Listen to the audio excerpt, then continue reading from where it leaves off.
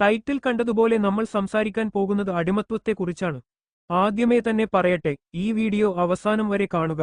അടിമത്വം ഇസ്ലാമിലും മറ്റു മതങ്ങളിലും ഉണ്ടായിരുന്നോ, അവരെ ഇസ്ലാമിലും മറ്റു മതങ്ങളിലും എങ്ങനെ പരിഗണിച്ചു തുടങ്ങിയവയാണ് ചർച്ച ചെയ്യുന്നത്. മതങ്ങളിൽ മാത്രമല്ല, നിരീശ്വരവാദികൾക്കിടയിൽ പോലും അന്നത്തെ കാലങ്ങളിൽ അടിമത്വം നിലനിന്നിരുന്നു.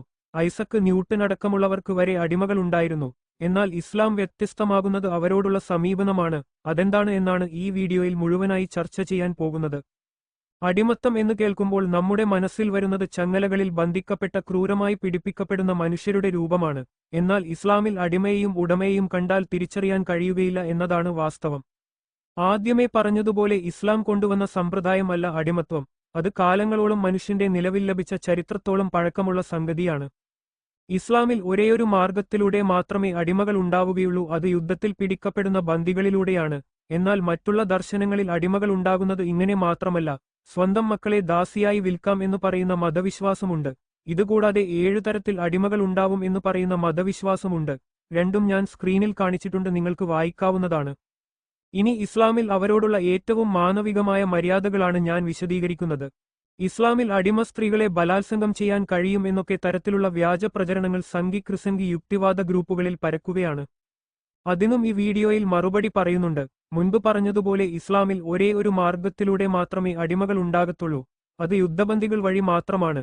എന്നാൽ ഇസ്ലാമിൽ യുദ്ധബന്ദികൾക്ക് മോചന കരാർ ഉണ്ടാക്കുവാൻ ഉടമകളുമായി കഴിയും. അത്തരത്തിൽ ഒരു നിയമം ഖുറാനിൽ പറയുന്നുണ്ട്. ഇതുകൂടാതെ മുസ്ലിങ്ങൾക്ക് സ്വമേധയാ അവർക്ക് കുഴപ്പമില്ലെങ്കിൽ അവരുടെ സ്വത്തിനും സമ്പത്തിനും അവരുടെ ആളുകൾക്കൊക്കെ ഭീഷണി അല്ലെങ്കിൽ ശത്രുക്കളെ സൗജന്യമായി ഒന്നും വാങ്ങാതെ വെറുതെ വിടാൻ കഴിയുകയും ചെയ്യും. ഇനി അടിമപ്പെടുത്തുകയാണെങ്കിൽ തന്നെ അടിമകൾ ചങ്ങലകളിലല്ല. അവർക്ക് ഉടമകൾ കഴിക്കുന്നത് പോലെയുള്ള ഭക്ഷണവും ഉടമകൾ ഉടുക്കുന്നത് പോലെയുള്ള വസ്ത്രവും നൽകണം. അവരോട് ഏറ്റവും നല്ല രീതിയിൽ പെരുമാറണം. അവരെ തല്ലാനോ അവരെ ദ്രോഹിക്കുവാനോ പാടുള്ളതല്ല. ഇതുകൂടാതെ പല തെറ്റുകൾക്കും പ്രായശ്ചിത്തമായി ഇസ്ലാം പറയുന്നത് അടിമമോചനമാണ് എന്ന് ഖുറാനിൽ ഹദീസുകളിലും കാണാം. അടിമയെ ഉപദ്രവിക്കുകയോ ചെയ്താൽ അതിന്റെ പ്രായശ്ചിത്തം അവരെ മോചിപ്പിക്കുക എന്നുള്ളതാണ്. അടിമ സ്ത്രീകളുടെ കൺസെന്റ് ഇല്ലാതെ അവരെ ദ്രോഹിച്ചുകൊണ്ട് അവരുമായി ലൈംഗിക ബന്ധത്തിൽ ഏർപ്പെടാൻ സാധിക്കുകയില്ലെന്ന് വ്യക്തമാണല്ലോ. ഇതുതന്നെ നിരവധി പണ്ഡിതന്മാർ പറഞ്ഞിട്ടുണ്ട്. അതിന്റെ വിശദ വിവരങ്ങൾ സ്ക്രീനിൽ ഞാൻ കൊടുക്കുന്നതാണ്. ഇനി അടിമ സ്ത്രീകളിൽ ഒരു കുഞ്ഞ് ജനിച്ചാൽ ആ കുഞ്ഞ് സ്വതന്ത്രനാണ്. എന്നാൽ മറ്റു മതങ്ങളിലും മറ്റു ദർശനങ്ങളിലും ഇങ്ങനെയല്ല കാണുന്നത്. അതോടുകൂടി ആ സ്ത്രീ ഉമ്മുവലതാവുകയാണ്. ഉടമയുടെ മരണത്തോടുകൂടി അവർക്ക് മോചനം ലഭിക്കുന്നു. ആ കുഞ്ഞിന് പിതാവിന്റെ സ്വത്തിൽ അവകാശങ്ങളും ഉണ്ട്. സ്ക്രീൻ പോസ് ചെയ്തു നിങ്ങൾക്ക് വായിക്കാവുന്നതാണ്. ഇസ്ലാം അടിമമോചനത്തിന് എല്ലാ വാതിലുകളും തുറന്നു വച്ചുകൊടുത്തു. ഇസ്ലാം അവരോട് ഏറ്റവും മാനവികമായ രീതിയിൽ പെരുമാറണമെന്ന് പഠിപ്പിച്ചു.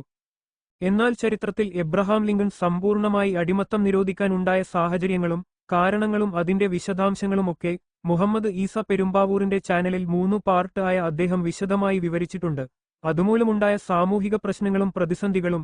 ഇസ്ലാം ഏറ്റവും ഉചിതമായ നിലപാട് സ്വീകരിച്ചു. അവരിൽ നിന്ന് മോചനം ആവശ്യമുള്ളവരുമായി മോചന കരാർ തേടുക എന്നത്. കാരണം ഇത് അല്ലാഹുവിന്റെ ദീനാണല്ലോ.